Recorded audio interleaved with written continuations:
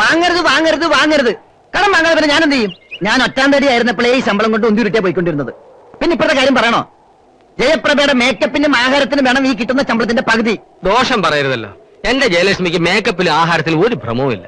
അവളുടെ വീക്കിനെസ് സാരി സിനിമയാണ്. ഓ, ഇപ്പോഴത്തെ സിനിമാ ടിക്കറ്റിന്റെ റേറ്റ് വെച്ച് നോക്കുമ്പോ ഞാൻ കൊട്ടകെ കൊടുത്ത കാശ് കൊണ്ട് ചെറിയൊരു ഹോട്ടൽ തുടങ്ങാമായിരുന്നു. പറഞ്ഞിട്ട് എന്താ കാര്യം? അവളുടെ അച്ഛൻ കല്യാണത്തിന് കൊടുത്ത ആഭരണങ്ങൾ മുഴുവൻ ബാങ്കിൽ നിന്ന് കണക്ക് പഠിക്കുക. അതാ ഞാൻ പറഞ്ഞത്, നമുക്ക് 3 പേർക്കും ധാരാളം കടങ്ങളുണ്ട്. ശരിയല്ലേ? ശരിയാണ്. നമ്മുടെ ഇപ്പോഴത്തെ വരുമാനം വെച്ച് ഈ കടങ്ങളൊന്നും അത്ര പെട്ടെന്ന് വീട്ടാൻ പറ്റില്ല. അതും ശരിയല്ലേ? വളരെ ശരിയാണ്. അതുകൊണ്ട് നമ്മുടെ തൊഴിൽ അഭിവൃദ്ധിപ്പെടുത്തണം. സുധാകരേട്ടൻ അവിടെ ഇവിടെയൊക്കെ പോയി കഞ്ഞിയും കറിയും വെച്ച് കൊടുക്കുന്നതിനേക്കാൾ സ്വന്തമായിട്ടൊരു ഹോട്ടൽ തുടങ്ങുന്നത് ലാഭമാവില്ലേ? സംശയമെന്ത്? 10 ഇരട്ടി ലാഭം. ഞാനൊരു ഓട്ടോമൊബൈൽ സ്പെയർ പാർട്ട് ഷോപ്പ് തുടങ്ങിയാൽ എനിക്കുണ്ടാവും മെച്ചം. അപ്പൊ ഞാൻ എന്ത് ചെയ്യും? സ്വന്തമായിട്ട് മുനിസിപ്പാലിറ്റി തുടങ്ങണം. ഞങ്ങളുടെ രണ്ടുപേരുടെയും ബിസിനസ്സിൽ തങ്കക്കൂട്ടിനെ കൂടെ ഞങ്ങൾ പാർട്ട്ണർ ആക്കും. മുനിസിപ്പാലിറ്റി എന്നുള്ള കാശും കിട്ടും, ഞങ്ങളുടെ ലാഭത്തിന്റെ വിഹിതവും കിട്ടും. ഇങ്ങനെ മനപ്പായസം കുടിച്ച് വയറ് വീർപ്പിക്കരുത്. ചെറിയ ഹോട്ടൽ, സ്പെയർ പാർട്സ് കട, ഇതൊക്കെ സ്വപ്നം കാണാൻ കൊള്ളാം. ഇതിന് പുത്തനാര് വരും? തോക്കിക്കയറി വെടിവെക്കരുത്. ഇന്നത്തെ അവസ്ഥയിൽ നമ്മളെ സാമ്പത്തികമായി സഹായിക്കാൻ ഒരാൾക്ക് കഴിയും. അതാരാ? നമ്മുടെ അമ്മായി അപ്പൻ സാക്ഷാൽ ശ്രീമാൻ അർജുനൻ പിള്ള. ചെന്ന് ചോദിച്ചാ മതി, പെട്ടി പറഞ്ഞ് എന്നെ എടുത്ത് തരും. കെട്ടായിട്ട് കല്യാണം കഴിഞ്ഞിട്ട് ഒരു അണ്ടർവെയർ പോലും ഇതുവരെ മേടിച്ചു തന്നിട്ടില്ല. പിന്നെ നമ്മൾ നേരിട്ട് എന്ന് അമ്മാവനോട് കാശ് ചോദിക്കണമെന്നല്ല പറഞ്ഞത്. പിന്നെ എങ്ങനെ? എഴുത്തയക്കണോ, കമ്പി അടിക്കണോ, അതോ കൊറിയർ പയ്യന്മാരെ പറഞ്ഞു വിടണോ? അതൊന്നും വേണ്ട. പിന്നെ നമ്മുടെ ഭാര്യമാരെ കൊണ്ട് ഈ വിഷയം അമ്മാവന്റെ മുമ്പിൽ അവതരിപ്പിക്കണം. എത്രയായാലും അവരങ്ങയുടെ മക്കളല്ലേ. കാര്യങ്ങൾ പറഞ്ഞ് മനസ്സിലാക്കുമ്പോ അങ്ങയുടെ മനസ്സ് അലിയാണ്ടിരിക്കില്ല. ഭാര്യമാരോട് പറഞ്ഞാൽ മതി, ഉടനെ ചെന്ന് ചോദിക്കില്ല. ചോദിപ്പിക്കണം. അതിനാദ്യം അവരെ കയ്യിലെടുക്കണം. സ്നേഹം കൊണ്ട് പൊതിയണം, ശ്വാസം മുട്ടിക്കണം. ഭർത്താക്കന്മാരുടെ സ്നേഹത്തിന്റെ മുന്നിൽ അലിയാത്ത ഭാര്യമാർ ആരുണ്ട്? അപ്പൊ ഇപ്പൊ നമ്മൾ സ്നേഹം കൊടുക്കുന്നില്ലെന്നാണോ സാറ് പറയുന്നത്? എന്നല്ല, നമ്മുടെ സ്നേഹവും ആത്മാർത്ഥതയും ആവേശവും ഒക്കെ അവർ കൂടി ബോധ്യപ്പെടുന്ന രീതിയിൽ ഒന്നുകൂടി പ്രകടമാക്കണം. അതിനെന്താണൊരു വഴി? വഴികൾ പലതുണ്ട്. ഷോപ്പിംഗ്, കാപ്പുകുടി, പിക്നിക്. എന്നാൽ ഇനി ഒന്നും നോക്കാനില്ല. വിട് വണ്ടി, പൊള്ളാച്ചി വഴി ഊട്ടി. ഹോട്ടലിന് ഞങ്ങൾ പേര് നിശ്ചയിച്ചു കഴിഞ്ഞു. സുധാകര വിലാസം ഹോട്ടൽ ആൻഡ് ടീ ഷോപ്പ് എന്നിടണമെന്ന് പലരും പറഞ്ഞു. പക്ഷെ ഞാൻ വഴങ്ങിയില്ല. എന്റെ എല്ലാ ഐശ്വര്യങ്ങൾക്കും കാരണം എന്റെ ഭാര്യ ജയലക്ഷ്മി. അതുകൊണ്ട് ഹോട്ടൽ ജയലക്ഷ്മി എന്ന പേരിടാമെന്ന് തീരുമാനിച്ചു. സ്പെയർ പാർട്ട് ഷോപ്പിന് ജയശ്രീ ഓട്ടോമൊബൈൽ എന്നിടണമെന്ന് തീരുമാനിച്ചു. നീ വിഷമിക്കണ്ട, നിന്റെ പേരിലും എന്തെങ്കിലും ചെറുകിട വ്യവസായം തുടങ്ങാമെന്നാ ഇവര് പറയുന്നത്. പപ്പടത്തിന് ഇപ്പൊ ഭയങ്കര ഡിമാൻഡാണല്ലോ. പിന്നെ അതുകൊണ്ട് ജയപ്രഭ പപ്പടം പ്രൈവറ്റ് ലിമിറ്റഡ് എല്ലാം തുടങ്ങാം. പക്ഷെ ഇതിനൊക്കെ കാശ് വേണം. അതിന് നിങ്ങൾ വിചാരിക്കണം. അതിന് ഞങ്ങളുടെ കയ്യിൽ എവിടുന്ന കാശ്? അല്ല, അത് നിങ്ങളുടെ കയ്യിൽ നിന്ന് എടുക്കണമെന്ന് ആര് പറഞ്ഞു? ഞങ്ങൾ എന്തോ ചെയ്യും? ചോദിക്ക്. പറഞ്ഞു കൊടുക്ക തങ്കക്കുട്ട. ആണോ?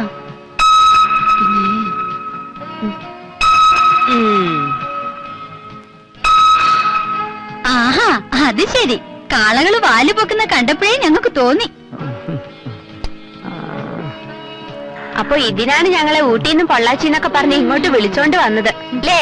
അതിനും കൂടിയാണ് എന്ന് പറയുന്നതാവും ശരി. അല്ല, ഞങ്ങൾ ഈ പറയുന്ന കാര്യങ്ങൾ ന്യായമല്ല എന്ന് നിങ്ങൾക്ക് തോന്നുന്നുണ്ടെങ്കിൽ, ഞങ്ങളുടെ സ്നേഹം ആത്മാർത്ഥമല്ല എന്ന് നിങ്ങൾക്ക് തോന്നുന്നുണ്ടെങ്കിൽ ഇത് അമ്മാവനോട് അവതരിപ്പിക്കണ്ട. അയ്യോ, എല്ലാ കാര്യത്തിനും ഞങ്ങൾ നിങ്ങളുടെ കൂടെ ഉണ്ടാവും. അതെ, ഉറപ്പാണല്ലോ? ഉറപ്പാ.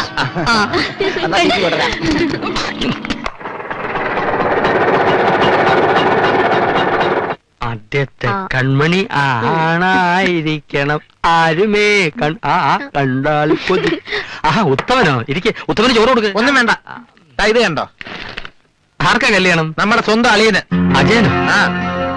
ഒരു വാക്കമ്മ ഞങ്ങളോട് പറഞ്ഞില്ലല്ലോ. ഉത്തമന്റെ അത്ര വിദ്യാഭ്യാസവും യോഗ്യതയൊന്നും എനിക്കില്ലാത്തോണ്ടായിരിക്കും. ആരെ അറിയിച്ചു എന്നാ സുധാകരേട്ടെ പറയണേ? എന്റെ ഓട്ടോ മുതലാളിക്ക് കിട്ടിയ എഴുത്തായത്. നമ്മളോടൊന്നും ആലോചിച്ചില്ല എന്നുള്ള പോട്ടെ, കല്യാണം നിശ്ചയിച്ച വിവരമെങ്കിലും വന്ന് പറയേണ്ട സാമാന്യ മര്യാദയല്ലേ? ഇതങ്ങനെ വിട്ട പറ്റില്ല ഏട്ടാ. നീ ആ തങ്കക്കുട്ടൻ നീ വരാൻ പറ, അവനും കൂടി അറിയട്ടെ വിവരം. ചെല്ല്. സദ്യയുടെ കോൺട്രാക്ട് ആയിട്ടെടുത്താലെന്ന് ആലോചിക്കുക ഉത്തമ. നല്ല അവിയലും സാമ്പാറും പച്ചടിയും ഒക്കെ വെക്കും ഞാൻ. വേറെ ആമ്പിള്ളേരുടെ കല്യാണത്തിന് ഇത് പോക്കത്തര അല്ലേ അനിയ? ഇതെന്താ ഇത്? നമ്മളൊക്കെ വേറെ 7-ാം കുലികളാക്കി കളഞ്ഞില്ലേ? ഇതൊന്നും ഇല്ലാതെ അടങ്ങി ഒതുക്കി കഴിയാന്ന് വെച്ചവന്മാര് സമ്മതിക്കൂല. അത് ഇന്ന് ഞാനും 2 അടിച്ച്. വേണ്ട, അതൊന്നും ഇല്ലാതെ എന്ത് ചെയ്യാൻ പറ്റുമോ നമുക്ക് നോക്കാം. മേലേടത്ത് രാവുണ്ണി നായർ. മേലേടത്തെ രാവുണ്ണി നായർ. പുരുഷോത്തമൻ നായർ. അതാരാ? അതാരെങ്കിലും ആവട്ടെ, അങ്ങേരെ ക്ഷണിക്കണം. വലിയ പണക്കാരനല്ലേ? നമ്മുടെ കല്യാണത്തിന് നമ്മുടെ ആളായിട്ട് അങ്ങേര് വരുമ്പോ അത് നമുക്കൊരു അന്തസ്സാ. നീ എന്താടി മുഖം വീർപ്പിച്ചിരിക്കണേ? എന്നാലും എന്റെ കുട്ടികളെയും കൂടി അറിയിക്കാണ്ട്. ഓ, അവള് തുടങ്ങി. ഒരു നല്ല കാര്യം നടക്കുമ്പോ അപ്പ അവള് കണ്ണു നിറയ്ക്കാൻ തുടങ്ങും. കല്യാണം കഴിഞ്ഞതിന് ശേഷം നമുക്കൊരു സ്വീകരണം വെക്കാം. അതിനെല്ലാവരെയും വിളിക്കാം. അല്ലാതെ കല്യാണത്തിന് കണ്ട ഓട്ടോറിക്ഷക്കാരും മുനിസിപ്പാലിറ്റിക്കാരും വന്നാൽ മേനോൻ സാറിന് അത് ഇഷ്ടാവില്ല. അങ്ങേര് അത് എന്നോട് ചെറുതായിട്ടൊന്ന് സൂചിപ്പിക്കുകയും ചെയ്തു.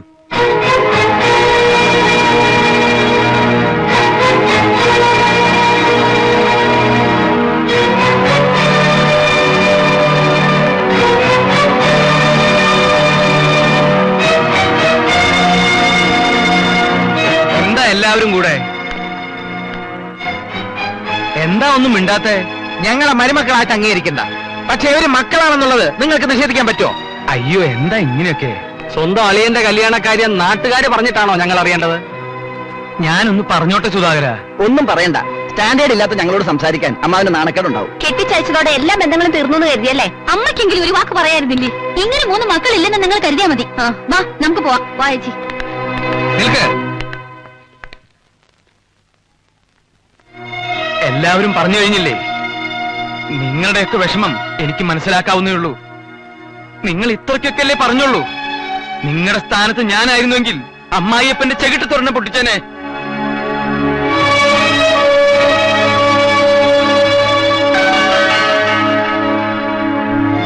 തെറ്റ് എന്റെ ഭാഗത്താണ്, സമ്മതിച്ചു. പക്ഷേ നിങ്ങൾ വിശ്വസിച്ചാലും ഇല്ലെങ്കിലും ശരി, ഞാൻ ശാരദയുടെ കൂടെ നിങ്ങളെ ക്ഷണിക്കാൻ വരികയായിരുന്നു. അല്ലേ ശാരദ? അതെ മക്കളെ.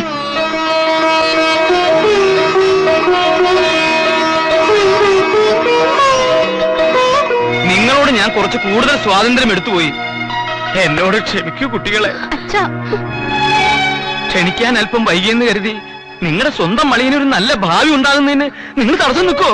എന്താ അമ്മാവ് ഇങ്ങനെയൊക്കെ പറയുന്നത്? സ്വന്തം അനിയന്റെ കല്യാണം പോലെ ഞങ്ങൾ എല്ലാവരും ചേർന്ന് നടത്തി തരില്ലേ? എവിടെയാ സുധാകരൻ? ഞാനിവിടെ ഉണ്ട് അച്ഛാ. തങ്കക്കൂട്ടനോ? ഞാനിവിടെ ഉണ്ട്. ഉത്തമ? ഞങ്ങൾ എല്ലാവരും അമ്മാവന്റെ കൂടെ ഉണ്ട്.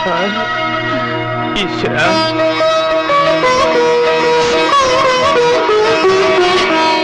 എന്ത് കഷ്ടം അറിയുന്നേ.